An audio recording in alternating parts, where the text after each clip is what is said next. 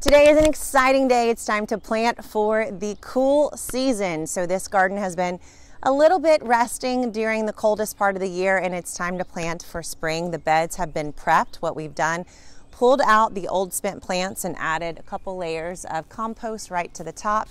We're going to plant right into the surface of this garden. First, we're going to plant flowers around the border of the garden. That's going to frame in everything. We've got Snapdragons and Pansies for today.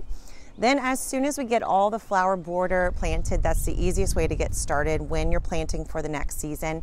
Then we're going to come back and put in our large plants. So for us, that's going to be cabbage, kale, cauliflower, and any other big green that you have, like mustards, Napa cabbage. Those are going to go down the centers of the bed. Then we'll tear down and have our second largest type of plant, which is going to be things like garlic. It could be Swiss chard, it could be onions, it could be celery, parsley, cilantro. Then we'll finish up on the outsides of the bed, right inside the flower border. We're going to put our lettuces. So lettuce, arugula, spring mix, buttercrunch, anything like that. And then we'll finish with seed planting. So once we've got the large, medium, and small plants plus the flowers, then it's time to come back with seeds. So we'll come back and put seeds in between. And then in about 4 weeks, this garden is going to be packed to the brim with so much delicious, wonderful lettuces, salads, things to harvest right away. So follow along as we plant up. We're going to start with the flowers first. And here we go. Let's get started.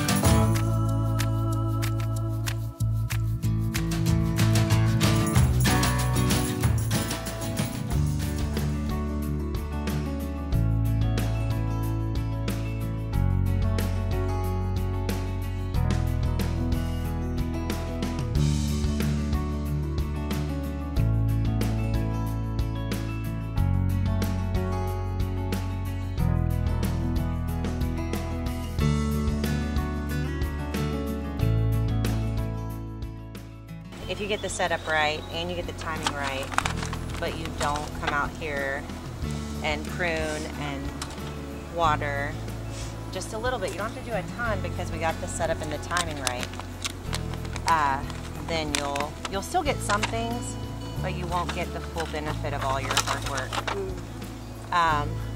But if you just have the setup, you'll at least get something. If you have the setup and the timing, you'll get more. And if you get the setup and the timing and the consistency, then you'll be like Betsy. Yeah. Then you'll be throwing a party and feeding 100 people salad from your garden, which is what Betsy does.